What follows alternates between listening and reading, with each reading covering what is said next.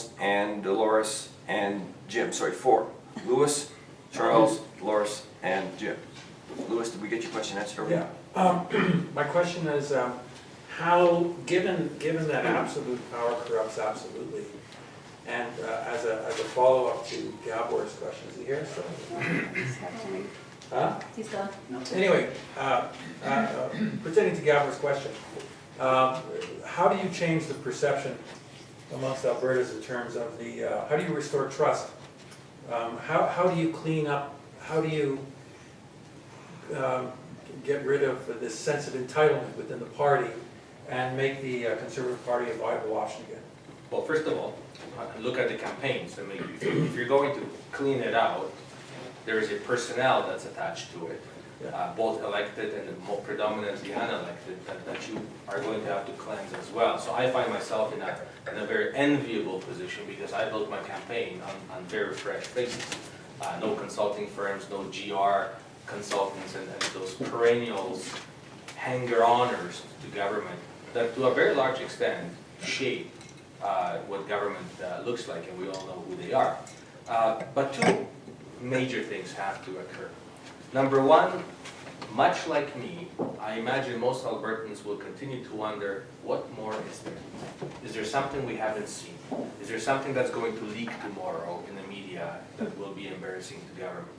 We can't move forward. We can't start focusing on tomorrow in Alberta if those questions are lingering. So we have to give Albertans a full satisfaction that there's nothing more to see. And if there is, let them see it. And that is why in my platform, right off the beginning, I was so clear that the moment I become Premier, the first thing I will do is go back to the Auditor General, who actually has done an exceptional job on auditing the airplane usage, and ask him to go wider and deeper. Deeper, I wanted to review, let's start with wider. Wider, I wanted to do a same audit on every cabinet minister and the Premier's office. And deeper, because I wanted to go back further in time. So, and then make that information public. It won't be a long process. There are many people to audit, and you know what? I have to tell you, in most cases I've been as shocked as you are, so I can't say that there won't be anything more, but it is unlikely. Knowing the rest of the cabinet, it's unlikely you will find anything that will be of any great deal of interest, but that process has to happen. But if there is anything found that even remotely looks like it may have been illegal, it has to go through the proper process, the Crown Prosecutor's Office, and whatever happens, happens. Albertans have to have the satisfaction that this issue was conclusively done. But then there's the next stage. You know, we were really fortunate in this province. We haven't had many scandals, so we elected very honorable people to top offices. But Albertans no longer will accept, trust me, it won't happen again. We need to put a process in place that won't allow it to happen again. And that is why I have decided that we need a new legislative officer, much like Auditor General, that will specifically be focusing on auditing and monitoring the expenditures of Executive Council, which includes Premier, all cabinet ministers. But unlike Auditor General, he or she will do it in real time. Because all expenses get audited sooner or later by both the Auditor General and the Public Accounts Committee, but because it's so random and he audits the entire government, it may happen 3 years later. It's too little too late. You only get to learn lessons from it, but that's about it. If you have a legislative budget officer who actually reviews the expenditures in real time, he can't tell the Premier what to do and what not to do, but will definitely report it on an ongoing basis, and that will modify behavior. And I certainly hope that that person will become the Maytag man of government and not have anything to find moving forward. And then the last, we do have all party committees. We do have legislative officers like the Ethics Commissioner, Chief Electoral Officer, and Auditor General, and there's 3 or 4 others. And they are appointed to their job by all party committees to assure independence. But there is a problem with that, because all party committees have the same structure as the seats in the House. So when government has a big majority, and that all party committee that appoints the Auditor General, they have a big majority too. And even though I would never suggest or insinuate that any independent legislative officers were in any way biased in their execution of their duties, that perception is there. You know, and it's very common that I hear, well, no wonder the Auditor General said government is okay on this file, because they picked it. We need to do away with that. So in my platform, I'm very clear that from now on, all independent legislative officers must be appointed by all party committee consisting of 50-50, government and opposition MLAs, so that that apprehension of bias is no longer there. Because as you know, on those files, perception sometimes can be more important than what actually really happened. And there is that perception issue right now. Alrighty, thank you very much. We have 3 questions left, 3 brief questions, 3 brief answers. Charles, then Dolores, then Jim. Dobry wieczór, Tomasz. Dobry wieczór. Jak masz? Dobrze. Shall I translate? Yes. Yes. He said, how the hell are you? He said, great.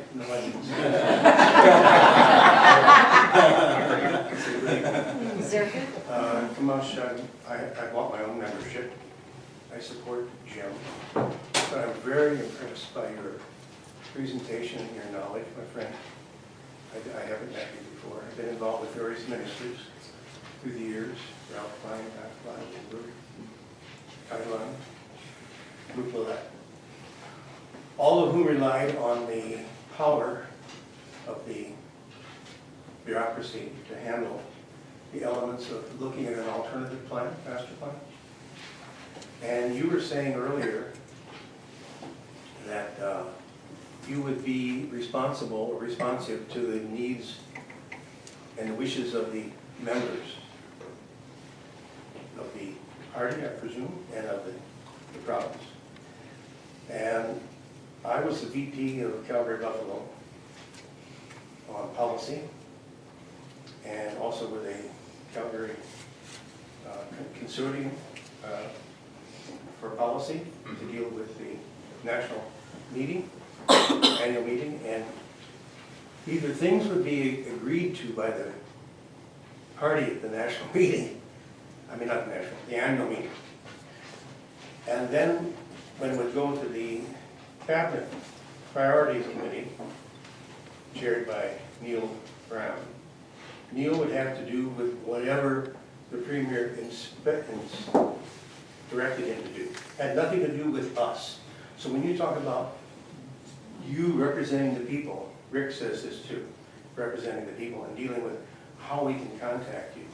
I, as others, have had numerous occasions where we cannot really contact ministers or DMs or ADMs that deal with a re-evaluation of sensibility. And I'm impressed by your view today, my friend, of your vision of sensibility and your experience. Thank you. Well, I'm glad you decided to switch your vote. I really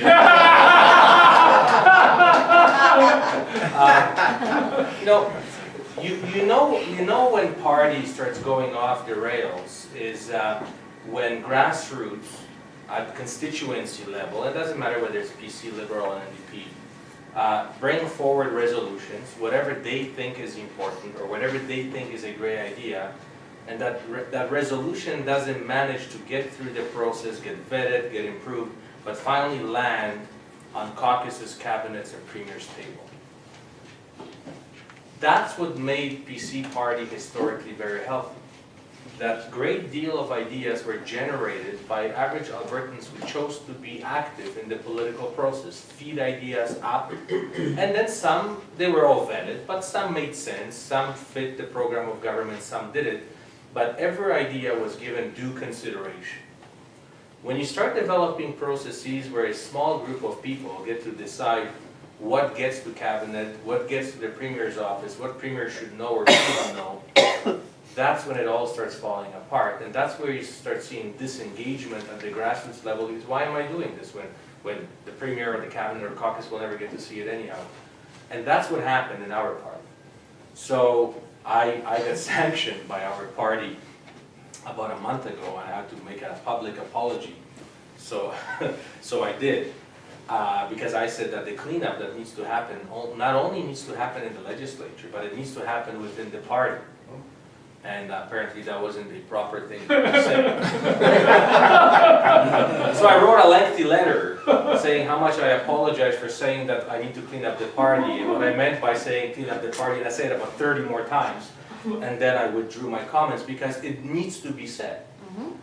Because the fact is that our government system, in a party system, is such that political grassroots involvement is pivotal, it's vital for it to work well. That's how we recruit candidates later.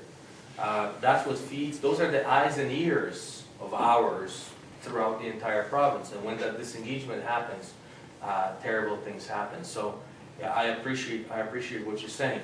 Now, this leadership race is interesting because I also firmly believe that experience in provincial government is definitely an asset to be a premier. I would, even if I was so cocky to think that I can run for the leadership of the federal Conservative or Liberal Party to become Prime Minister, I simply know that I intuitively don't understand all the issues of federal government to be able to fill the position of Prime Minister tomorrow. It wouldn't be right for Canadians for me to fill that position. And so knowing files intuitively and understanding files is also very important.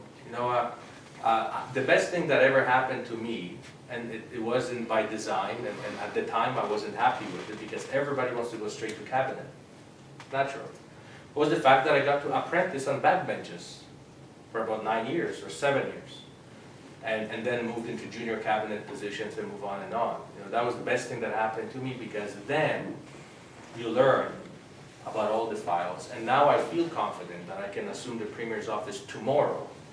And I will need very little briefing on files in any ministry because, not because I'm so brilliant, but even through osmosis. Having been involved in the system for so long, you acquire that understanding. You know what the stakeholders are. You know what the dynamics in Alberta are. That is something that you cannot often pick up just from a briefing. Alrighty, thank you very much. And we have Dolores and then Jim. Thomas, with all this nonsense that goes around, you say that there's very little drama or very little scandals that we've had in Alberta. Consequently, we have to deal with stupid stuff like cell phone bills. Do you have any ideas on how to re-engage people that have said it doesn't matter, they make decisions? Ellison decided to build this Sky Palace. What I say doesn't matter. My vote doesn't matter. My comments don't matter. You're going to go there and do what you do.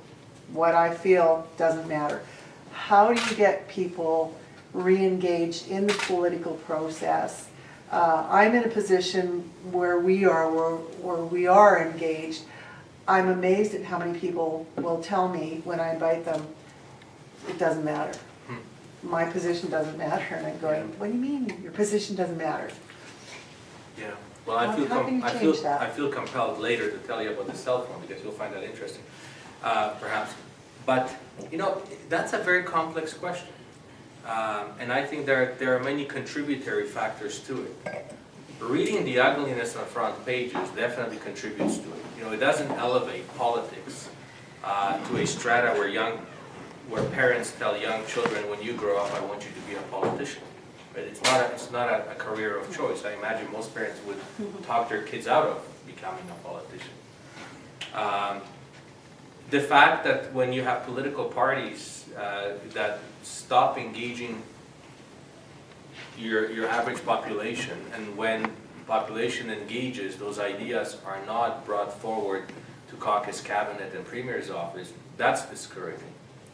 As an educator, I can tell you we don't do a good job educating our kids in a formal educational system about politics and current affairs in Canada.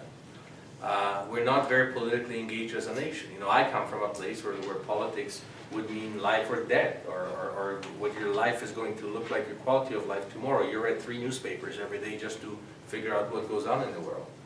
We were fortunate enough we didn't have to have those adversities. Frankly in Canada, does it really matter what political party forms the government tomorrow? Our life more or less will be the same, right? So that is very disengaging. And we are victims of our own success. There's no doubt about it. But we need to attract politicians who inspire young